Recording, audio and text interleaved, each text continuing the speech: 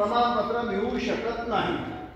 त्यामुळं ह्याच्या नोंदी तपासण्याचं काम हैदराबाद अमुक ठिकाणी जाऊन गव्हर्नमेंट करून राहिलं। बैठक झाली, त्या बैठकीचं इतिवृत्त माझ्या माहितीप्रमाणे आपल्या सर्वांना आमच्या निमंत्रणासोबत मिळालं आहे। एकूण 22 मागण्या होत्या, त्याचं इतिवृत्त सरकारने स्पष्ट करून दिलं।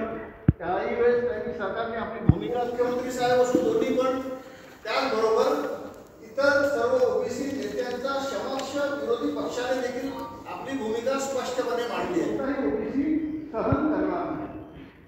अनेक मागण्या आहेत, अनेक अशा मागण्या आहेत। एका संपादकाला आणि त्यांनी म्हटलं की जरांगीची सभा या विदर्भात घेऊ। त्यांचं उत्तर होतं की मागण्यांची अंमलबजावणी सरकारने तात्काळ करावी। ही देखील मागणी आपण ठरावाच्या रूपात या परिषदेमध्ये विचारमंथन करू एवढीच मला अपेक्षा आहे, आशा आहे।